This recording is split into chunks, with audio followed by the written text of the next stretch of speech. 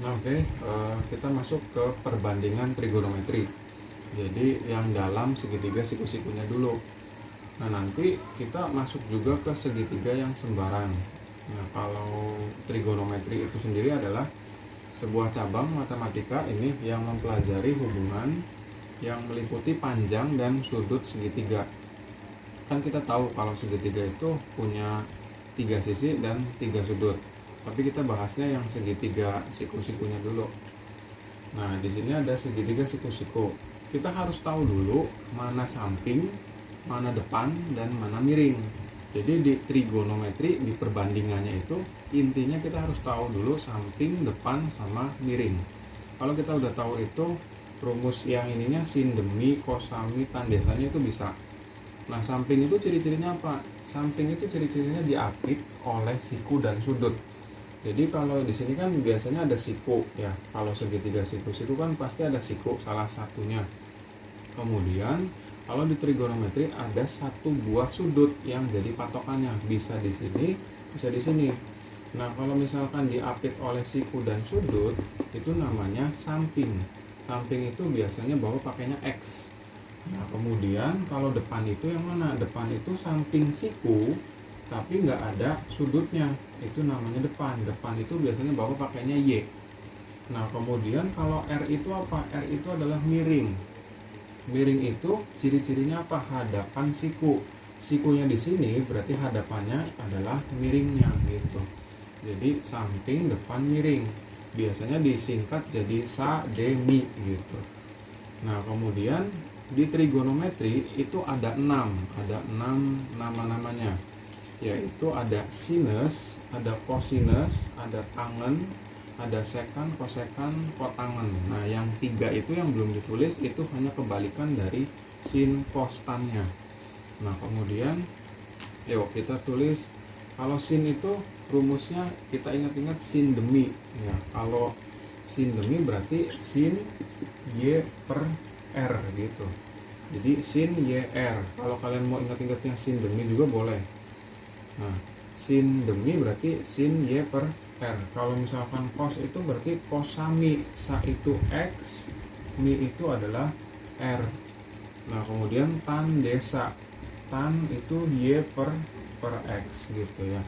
Jadi kita ingat-ingatnya ini aja, sin Y per R, cos X per R, tan Y per X. Ini harus ingat karena nanti akan muncul di soal. Nah, kemudian kalau kosekan, sekan, dan kotangan itu gimana? Nah, kalau sin itu adalah kebalikan dari kosekan. Misalkan gini, kosekan alfa. Kosekan alfa itu tinggal dibalik aja yang ininya. Kosekan alfa itu kebalikan dari sin. Jadi tinggal dibalik jadi R per Y. Nah, kemudian kalau sekan alfa itu rumusnya apa? Kebalikan dari cos. Jadi R per X gitu. Nah, kalau misalkan kotangan biasanya kita tulis kotangan alfa itu sama dengan tinggal kita balik jadi X per Y gitu. Kita kalau mengingatnya ininya malah bingung, mendingan kita ingatnya yang ini, sin YR cos XR tan Y per X. Kemudian dari sini kita dapat rumus apa? Rumus triple Pythagoras. Bukan triple Pythagoras ya, kalau triple kan pakai angka-angkanya tuh yang cepetnya. Nah, teoremanya apa itu rumusnya? Berarti R kuadrat sama dengan X kuadrat ditambah Y kuadrat ini. Nanti ini dipakai untuk mencari X, Y, dan R-nya gitu. Oke.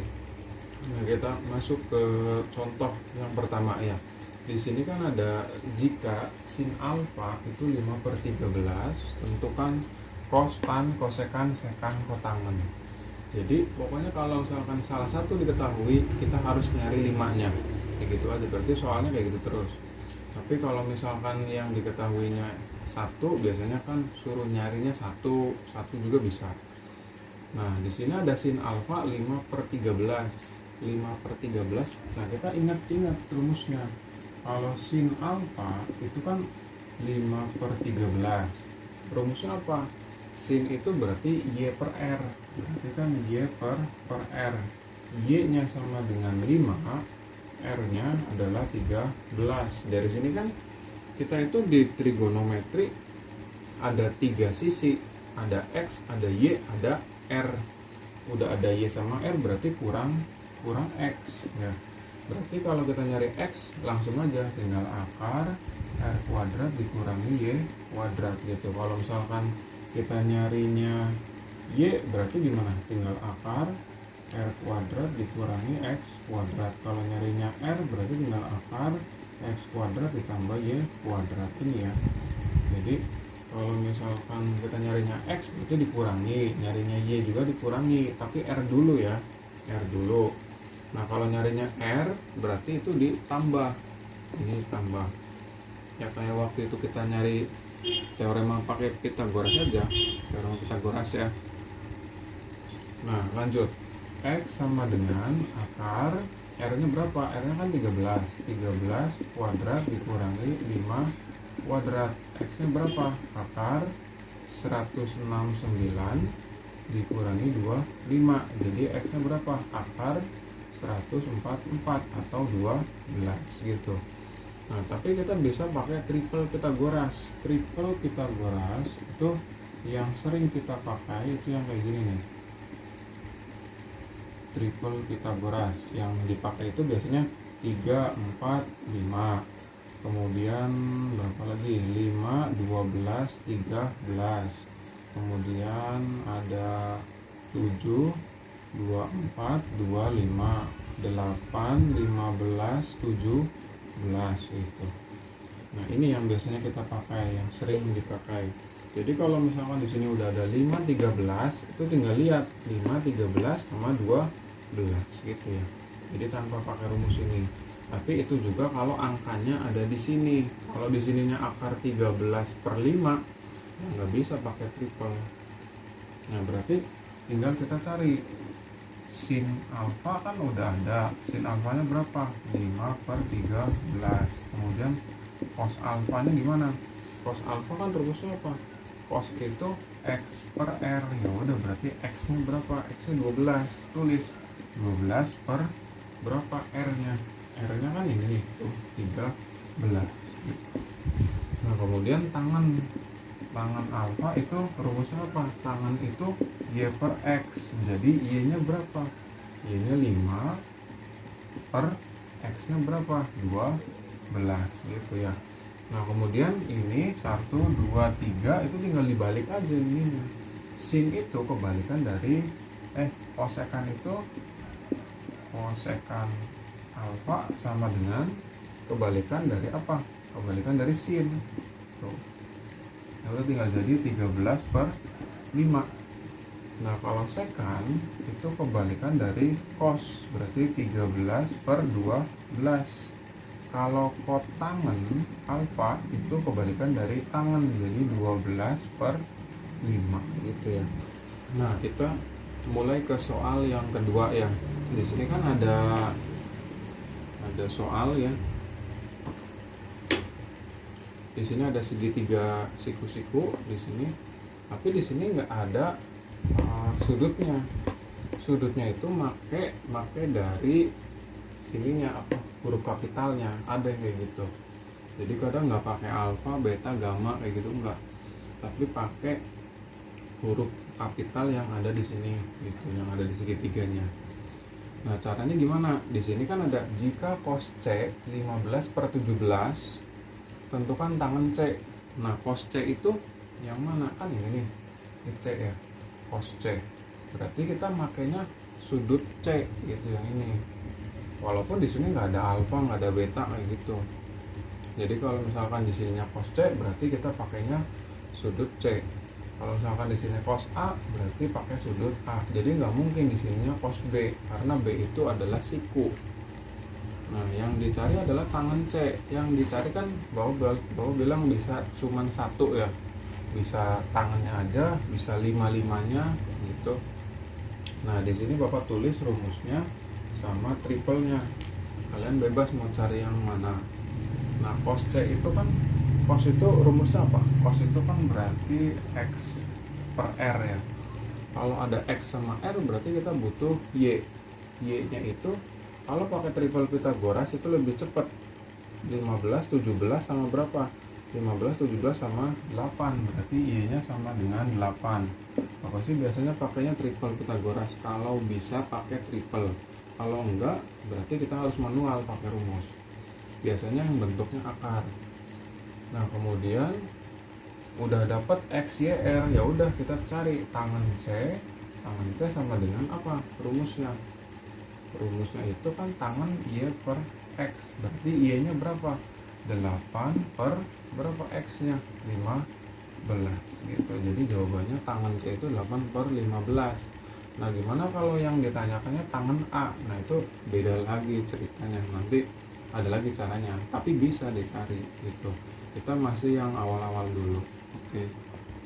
Nah, sekarang ke soal yang ketiga. Di sini ada contoh, ada 3 buah segitiga, tapi bentuknya enggak siku-sikunya standar kayak gini. Nah, tapi agak kayak gini lah, agak tiduran jempalik begini. Nah, di sini kita harus nentuin X, Y, R-nya dulu. X, Y, R-nya dulu. Nah, pasti yang diketahui itu adalah dua sisi. Satu sisinya tinggal nyari. Nggak mungkin yang diketahuinya satu. Kalau satu itu caranya beda lagi. Nah, kalau misalkan di sini ada 13 sama 4, ini 4 itu apa? 4 itu X, Y, apa R? Nah, kalau 13 ini X. Kenapa X? Karena ini samping. Samping itu ciri-cirinya apa? Diapit oleh sudut dan siku. Ini berarti depan. Depan itu apa? Y.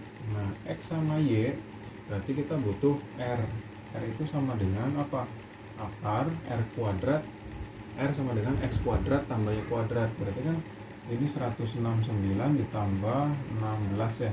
Jadi R nya berapa? Akar 9 tambah 6 kan 5 tuh. 5 tambah 15 ya. 15, 1, 2, 7 175. Nah, R sama dengan akar 175 kan bisa disederhanain. Jadi 25 dikali berapa? Dikali 7. Jadinya kan 5 akar 7 gitu ya. Nah, kalau misalkan kayak gini 13 sama 4 itu harus pakai rumus. Kenapa?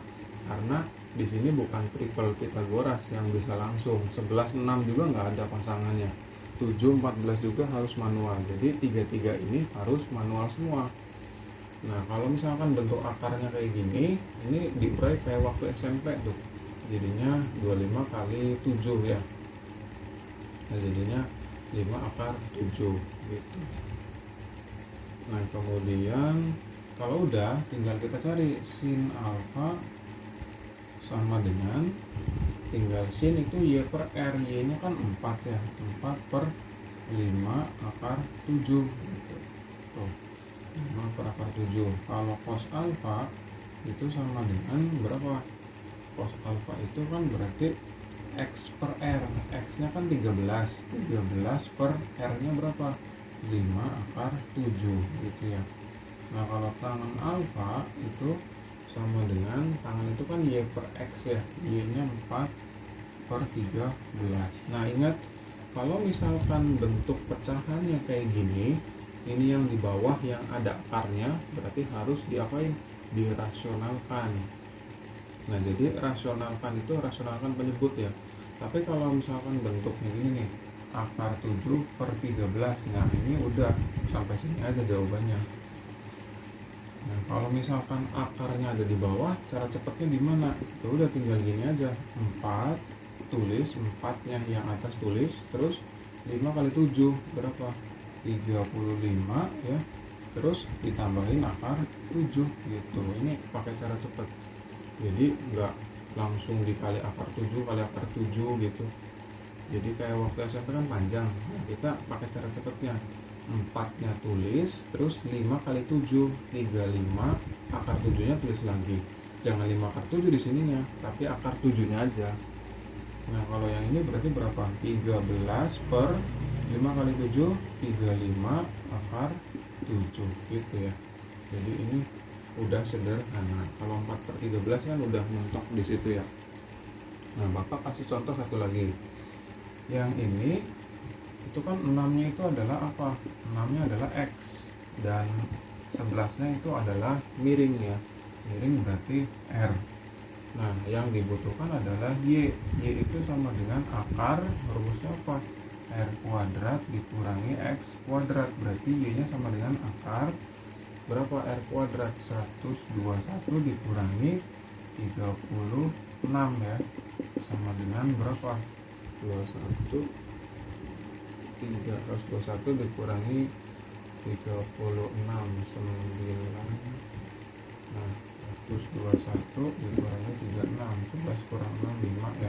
Terus 11 kurang 3 itu berarti 8 ya, 85 ya, berarti 85 akar 85.